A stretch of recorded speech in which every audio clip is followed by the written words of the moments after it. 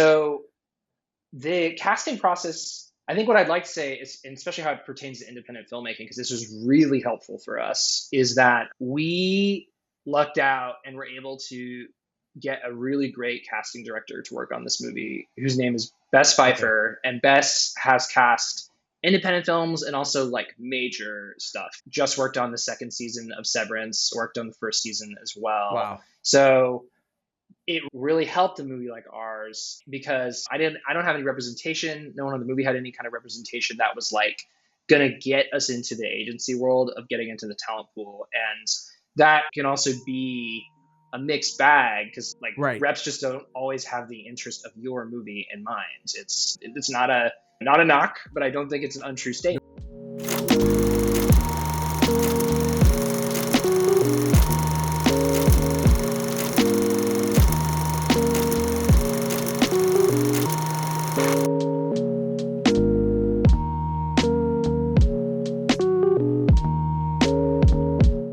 Good day, filmmaker Matt McClung. Matt, how are you on this fine January day? I'm doing well. I'm doing well. I'm very happy to be here, and I'm really excited to talk about our film Inhabitants. It is a great film. There's so much going on in the film. Like I thought, like after I watched them, wow, I'm gonna have to watch that again to get all the things that you were saying. And I'm looking forward to exploring that with you. Certainly as a Catholic, as somebody who loves film, there's so much to talk about. But I'm curious first how you got started. Was it something you knew early on that you were going to go be a filmmaker, or is it something where different things led you to that path? Yeah, it has been a very early love of mine. I'm from South Texas. I grew up in Corpus Christi, Okay. Texas, and I grew up with parents, especially my father, who's like a very big movie lover. He turned me and my sister on to all the kind of classics of the dad cinephile generation, like Star Wars, Jaws, the sort of like monumental 70s and 80s commercial cinema. Like that was very much his bread and butter. If Michael Crichton wrote it, Nice. it was in our home. And that stuff just implanted an early love of film within me. And then I think I really got interested in making films when I was around 9 or 10 with the Lego film technology of you could do stop motion. That was my entry point.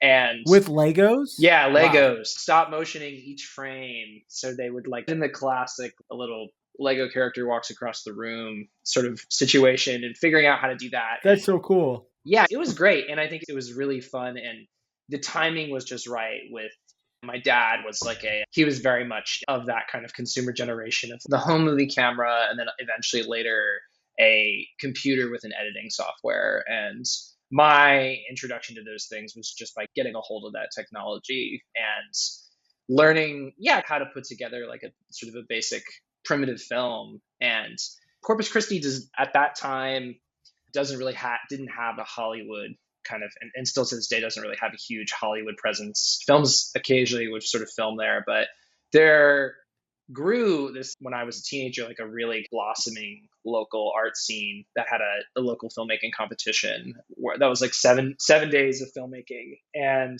that essentially was where I really cut my teeth and learned how to professionally like make a film and work with other people. And there are a lot of filmmakers within our community who showed me the ropes on like a technical level because I didn't know any of that stuff.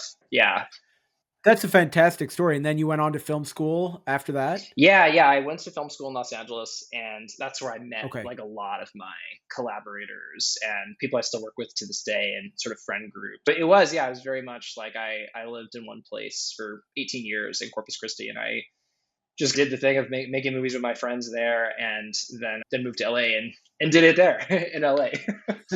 Yeah. Matt, did you, looking back at film school, do you see the main advantage? Now, of course, some of it was just studying classic films and learning about the technology, but was a lot of like the majority of the benefit really come from that group of people that you met, your fellow filmmakers, and you're able to go together forward in the industry with a set group of people? That's a good question. For me, it was a big benefit, but I also think I'm always hesitant with, I don't want to always say film school is an absolute must for people because it's so Right. cost prohibitive. And yeah, Yeah. you never know where someone's coming from and their life and education and their family and their situation to say it's an absolute must. For me, Right. the Right. relationships were really beneficial in terms of that's just my community of people. But I think a lot of that comes down to a person's own willingness to just try to meet people and work on stuff. And I do think people can find community anywhere. Even if there's, to give an example, like there's a lot of people who I work with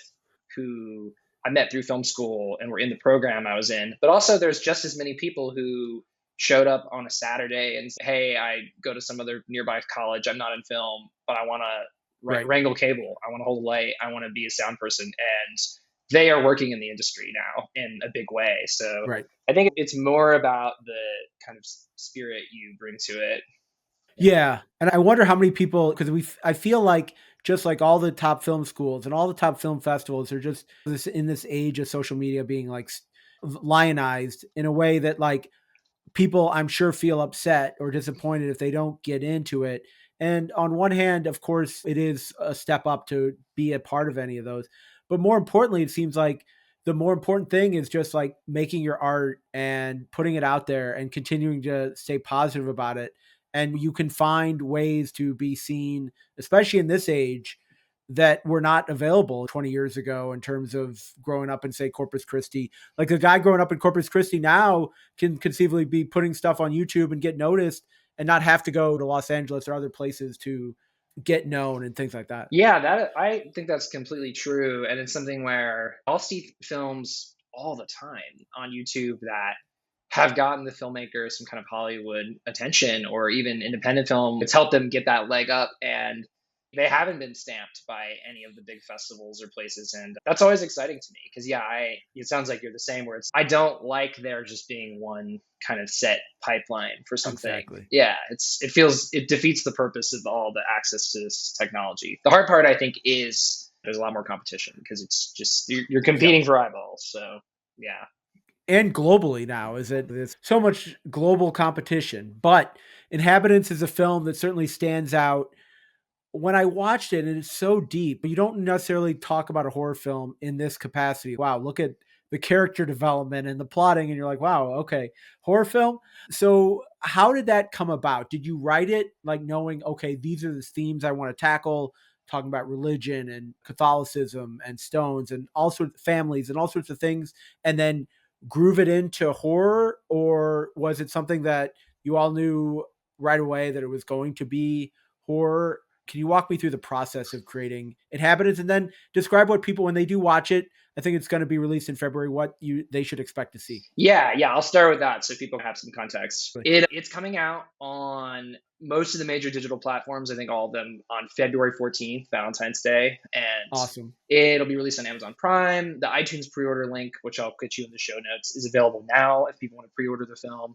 Google Play, all those places. And it is about a young couple who's moved in together, and the guy in the relationship is a lapsed Catholic, and they're unmarried, and then things start going bump in the night, and they come to discover that it's the ghost of his childhood youth minister that they suspect maybe disagrees with the cohabitation and has come to punish them for their sins. But that really opens the door to, I think, a kind of whole other story and discussion of what you do and don't say in a relationship, what you value and don't value in your own lives, how you can change in response to major events in your life, what you believe and what you want to share with another person. And I would say I'm a horror lover, and I think this movie was really, as it came together, it was more inspired by, I would say, the early 2000s Shyamalan films where they're heavy on atmosphere,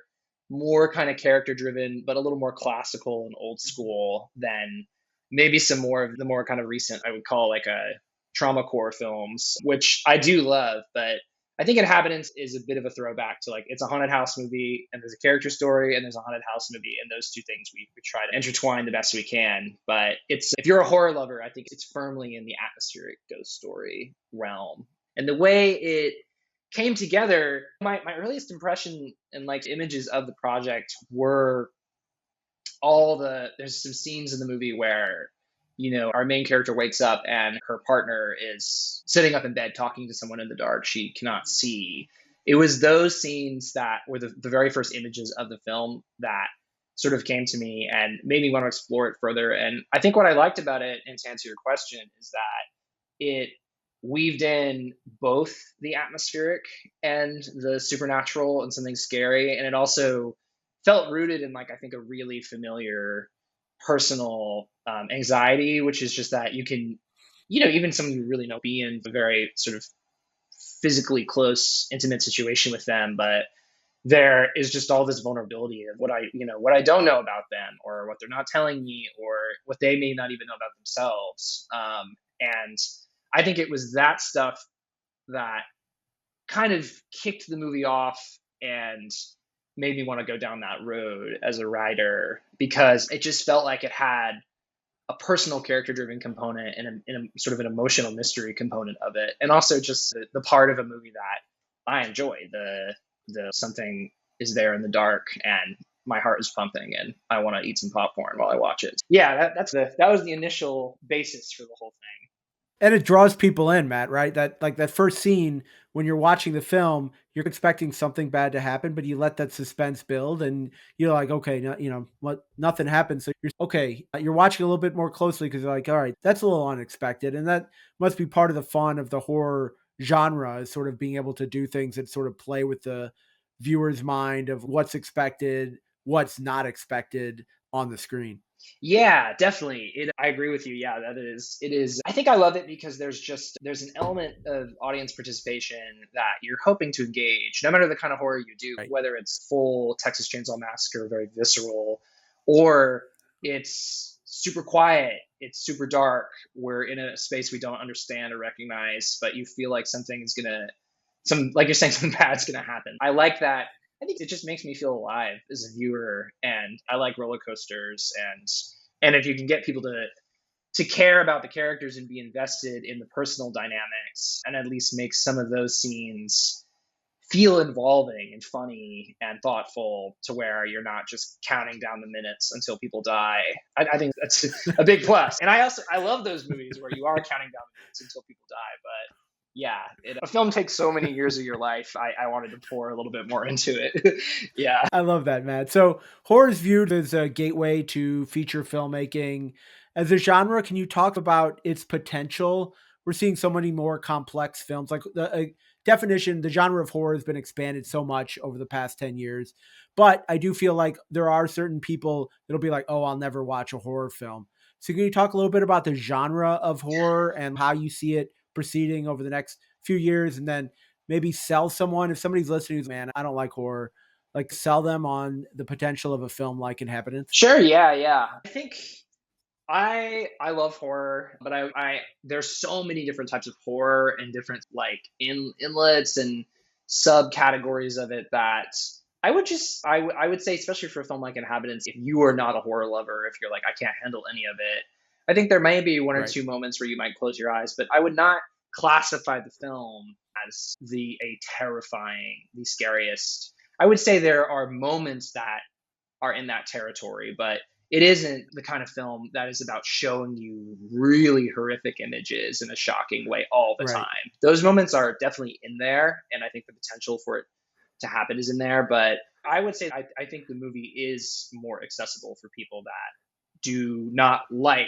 some of the trappings of, like, more extreme horror, and if you're just willing to give it a chance, or you can connect on the emotional character driven level. And one thing I would want to say about that too is clarifies, I think there have been a lot of really amazing character driven horror movies in the last 10 years, but I think sometimes they can be marketed to an audience as almost more of an intellectual thing, that, like, this is all about these heavy themes. And I think it was a goal of ours to certainly have those in the movie, but my hope is that if you're watching the character driven story, like, you're just relating on a moment by moment, like, this is a behavioral movie. It's about hopefully recognizing some of the behavior within the characters and within yourselves, and then seeing how that relates to this kind of supernatural metaphoric situation. And to tie it into the other part of your question, I think that's, like, why that is one of the reasons I love horror. I think it's, you can just address certain topics and ideas in a way that is really engaging for an audience and is an experience that they might not have in their everyday lives, where Hopefully not. yeah, hopefully not. And somehow it can help you relieve some tension, or you can, yeah, just feel, you can leave it feeling a little bit lighter, ironically, even if you've been afraid. And I think sometimes there's other genre films where if you're, and movies I'd like to make, if you're making film that's more realistic about personal dynamics, but there is no supernatural element, sometimes that can remind you of all the stuff in your life that isn't working out.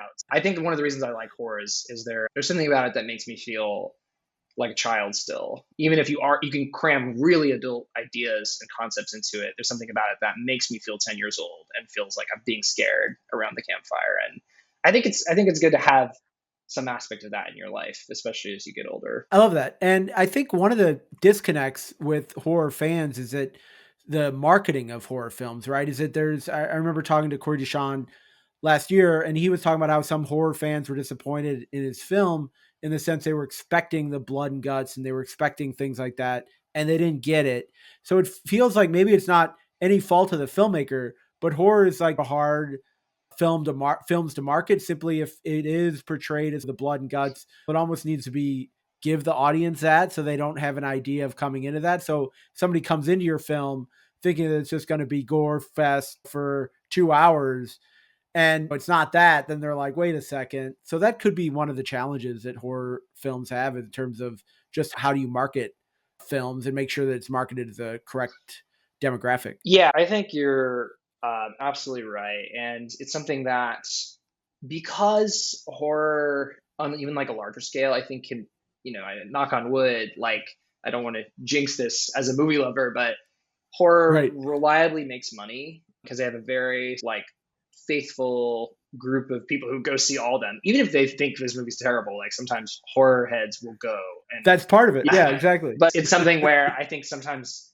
the marketing can feel a little cynical because it's just like it's a slice and dice. You just cut it up, serve it to them, and they'll eat it.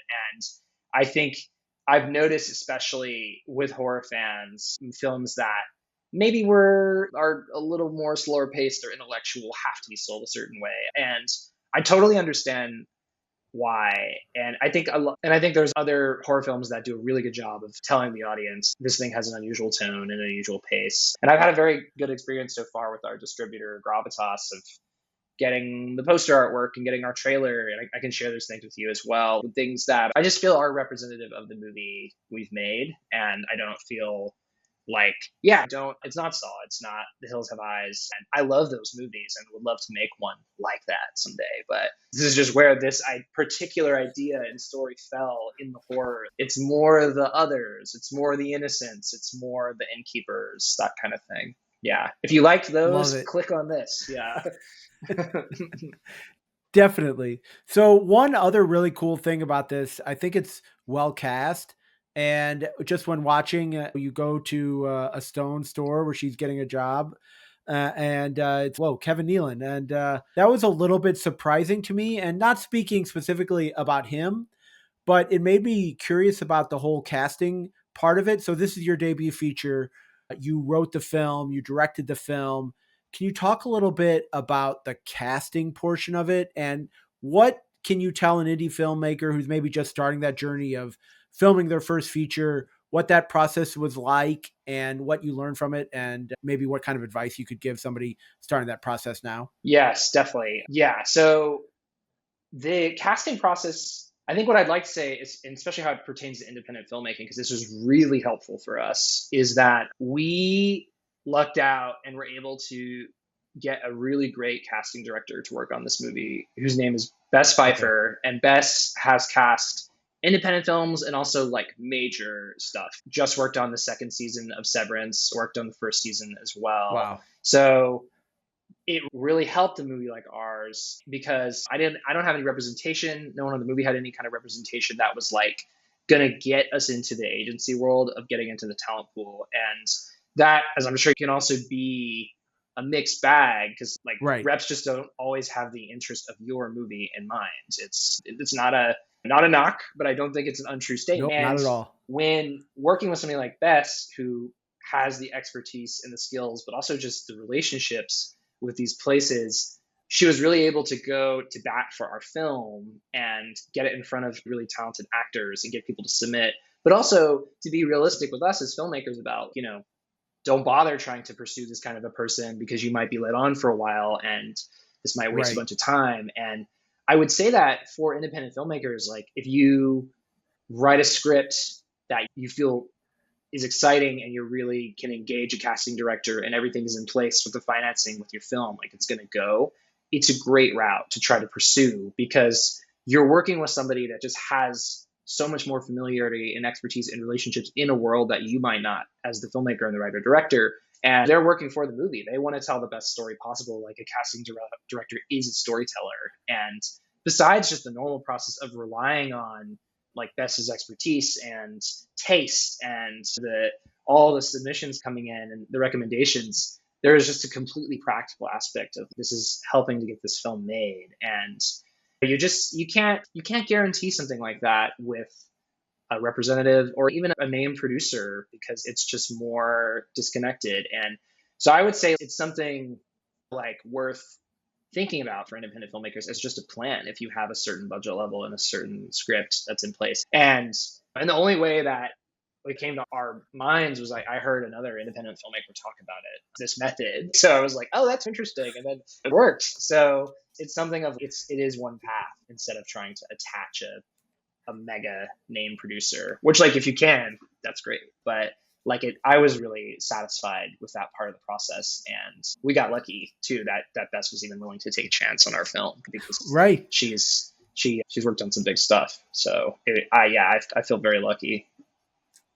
And you're sharing the love there. That's some great advice because I feel a lot of independent filmmakers probably feel like making their first feature, a lot of pressure to find like a name attached to one of the major roles. And it's probably hung up independent films for quite a while. But if you're able to say somebody like, hey, Bess is doing the casting, it almost outsources that responsibility in a way where you're not necessarily going to hang your hat on whether a certain name gets attached to a certain character. People know, the funders know that it's in the hands of somebody who's very capable. And it sounds like that helped relieve some of that stress from you of, okay, funders aren't going to be on my ass about the names of it. It's in a great casting director's hands. They don't have to worry about anything regarding the casting. Yeah, I think that definitely helped play a role and lend some legitimacy to it, just as if we could say this casting director's worked on really well-known quality projects. And also too, I would want to say that this was not in my conception of the idea, like not why I made the movie, but later when we were in the process, I realized I was like, oh, with horror, name recognition is really helpful for those sort of key supporting roles or even leads. It's not always the be all end all because if Tom Cruise is in your horror movie, he's probably not going to die. And so it's just, Right. it's like a mixture you want of having people the audience knows and want to watch. But if it's like a mega star, there is a suspension of disbelief issue, I feel, as a horror viewer. And there's always exceptions, but yeah, it's something where you want someone like Anna or Josh who people are going to want to watch and know from other projects. But yeah, they also have to inhabit the reality of the movie. So That's a phenomenal answer, Matt. And I'm glad that it was an interesting topic for you because it sounds like you hit upon some gold there and now you're sharing it with other people. So that's really cool. So I know Inhabitants is coming out on February 14th, but indie filmmakers always have to look ahead. What are your plans over the next year? Do you see yourself staying within the horror genre or are you expanding to other things? Is there a Matt McClung rom-com out there somewhere? for this year, the initial part of the year is just getting Inhabitants out, doing right by the film to make sure it reaches the world in the best way possible. But then, yeah, looking forward, like I have written a couple other things. I am genre agnostic, as you'd mentioned in the notes. I love all kinds. I've written kind of something that's more of a sort of a comedy drama. I'm working on something that's more of a black comedy. I would love to make like just a pure thriller, and eventually I would love to make another sort of horror thriller in that zone. So I think it mostly just depends on seeing what the response to the movie is and like where I'm at personally when this process is over, like what to take on. But I think my goal for the rest of the year would just be to get another movie off the ground within the other year, even if it's in the early stages. And